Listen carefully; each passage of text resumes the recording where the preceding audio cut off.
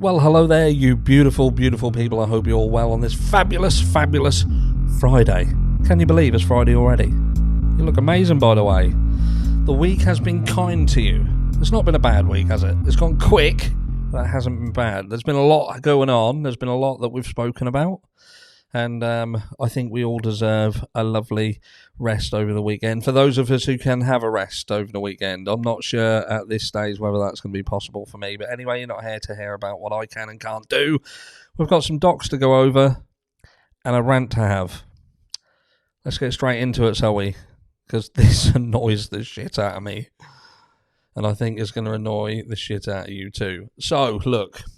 We're still back into the old thing with the cameras in the courtroom, this back and forward. But this is now the state's response reference, what seemingly was Brian Kohberger's triggering of it.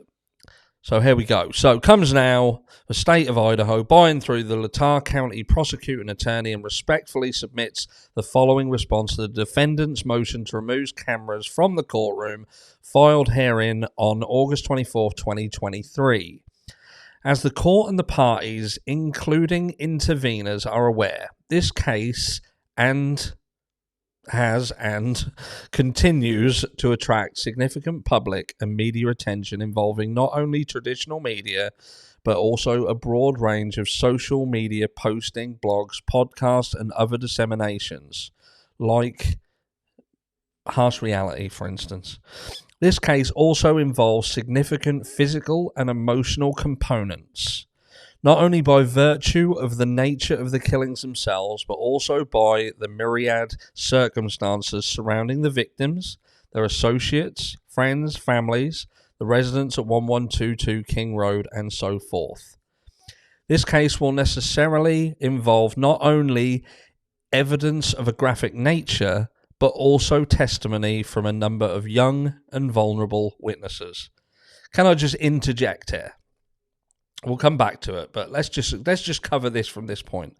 So look, they're talking about the fact that these are young and vulnerable. They're young adults. They're young adults. They're not.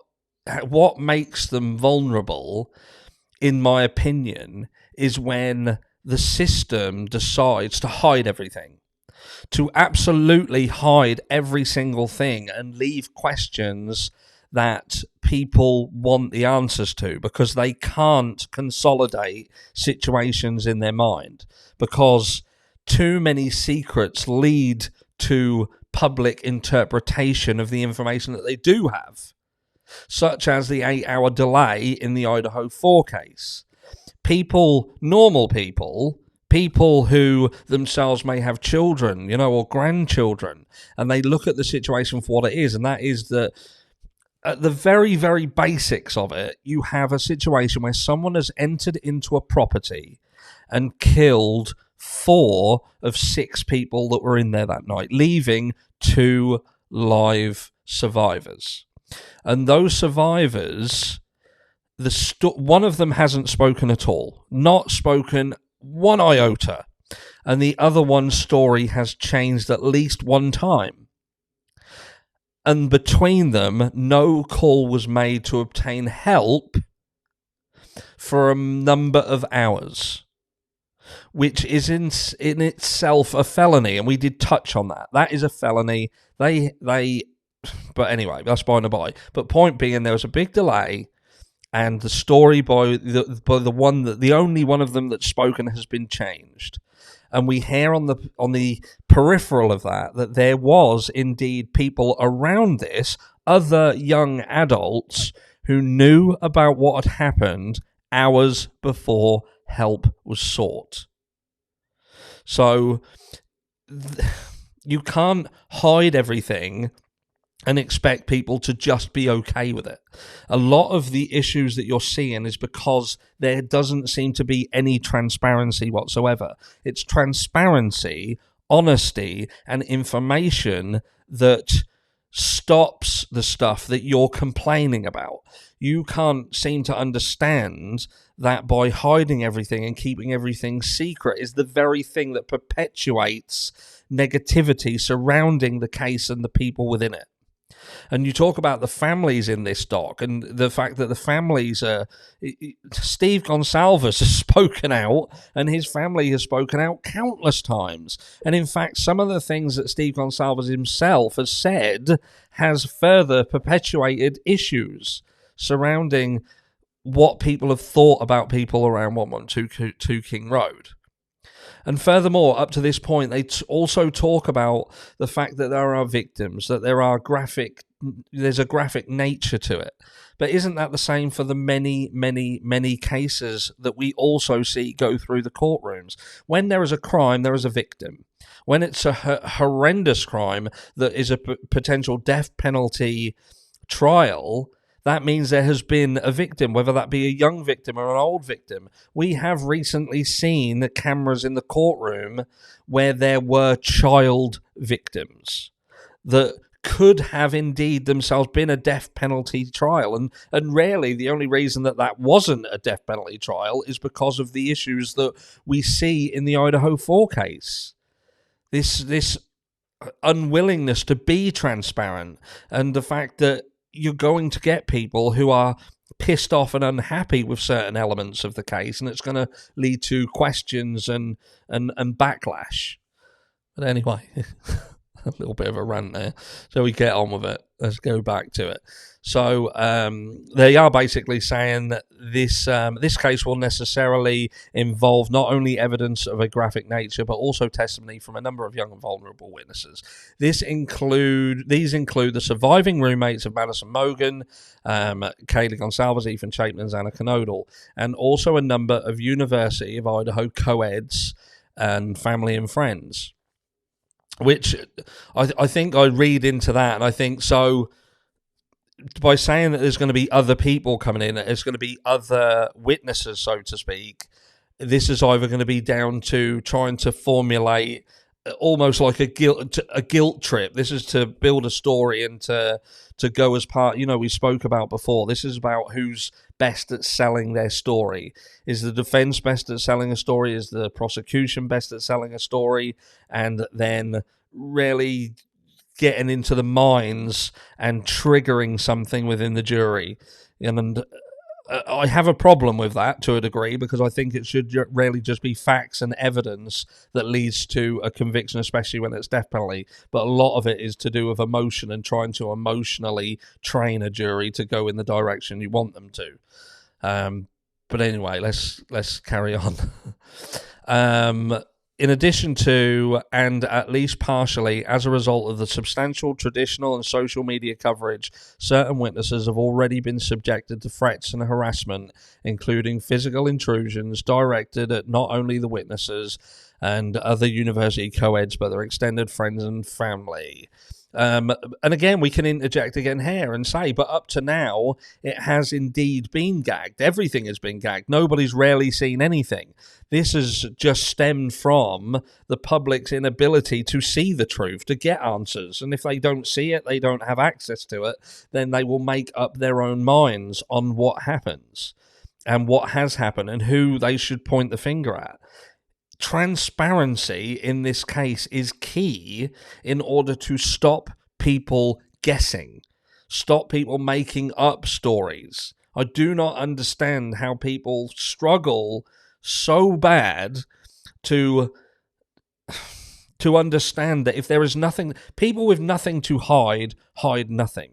If Brian Koberger is the guy who did it, he's the man, he's the guy, he's the one who did it, he walked into this house and did this crime, and the prosecution has the evidence to convict, and they can show it and they can prove it, and everybody can sit back and watch and see that everyone like myself was wrong.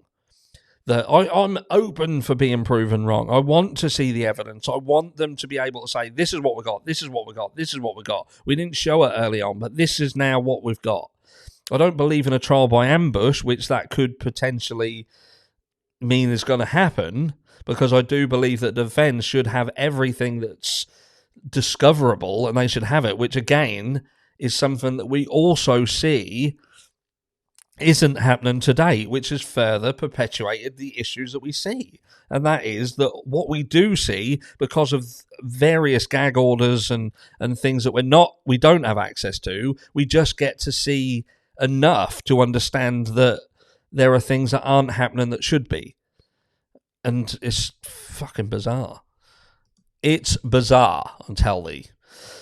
So what do we got? The state fully understands the enormous value that responsible media has in helping the public to understand the true facts of what occurs in court. The state believes, however, that those ends can be accomplished without the need for camera, video images, or the physical presence of cameras in the courtroom. Then you are insane. If you believe that everyone's going to be happy, everyone in the public are going to be happy, if they do not see anything, it's not going to change. It's not going to change people's opinions of what they have about specific people around this case. The only way that people's opinions are going to change and be accepted is to see why they should be changed and accepted. Based on the above, the state is concerned that allowing the presence of cameras in the courtroom will have a substantial, chilling effect on the ability of witnesses to openly, fully, and candidly testify about some horrible occurrences. In addition, the state has a responsibility to take steps to ensure a fair trial for all involved. Judge Boyce's decision in Valo Daybell, attached in the state's June 6, 2023 brief on video and photographic coverage provides a thorough examination of the issues before the court. The state reiterates those same concerns, including the issue of jurors accessing the broadcast and seeing evidence which has not been put in front of them, and witnesses potentially viewing the broadcasted testimony of prior witnesses. The state respectfully submits that the appropriate course of action would be for the court to prohibit cameras in the courtroom, both still and video, and a minimum during trial and during any other court proceedings at which victims, such as described above, might be called to testify. And my answer to that is, look, this is a double-edged sword here, because you're basically saying you don't believe, or you're using the excuse that you shouldn't be able to have cameras, etc., in the videos, in the courtroom, because your jury is going to see it, and that could, in effect, make them bias. That's what we're saying here. They make no bones about it. They're basically saying, look, they could see stuff that they shouldn't need to see in the manner with which it's offered online, which I fully understand, but that does then mean that what is already out there, what is already being pushed, and what will continue to be pushed, the jury is already being subjected to, and could be still and now having that effect that you claim to be concerned about. You can't have it both ways. You can't turn around and say you don't want cameras in the courtroom because you're scared that your jury is going to see stuff about the case online, but then not accept that there's going to be stuff online anyway, and they're going to see it. They're going to be affected by it. People are affected by it. People will draw their own conclusions on certain things, even though I completely agree about certain things regarding would witnesses be less comfortable to say what they have to say if cameras are in there. But again, I think to myself, the only reason that a witness would necessarily be scared to open up in a courtroom if there's cameras is if they have a fear. And what are they fearing if Brian Kohberger is the person who did it? If he's this loner, he's not part of a bigger picture. He's just this loner, what people are pushing, this incel, this guy who just got a fixation on one of these victims and entered into this house alone one night and did this crime. There is nothing to be afraid of, is there? Because the guy is in court and he's going to face the death penalty. And if he is proven to be the person who did it beyond a reasonable doubt, and the transparency, the cameras could show everyone that, look, we have got the right person, then who in their right mind would be upset about it? I don't think there's any person on this planet that would want Brian Kohberger to walk free if he did the crime and the court can prove beyond a reasonable doubt that he is indeed the person who did it. Let me know down below where you stand. I think we're going to find out that we're not going to see anything in the court. How do you feel about it? I'll catch you later on in video 2. Have a fantastic Friday.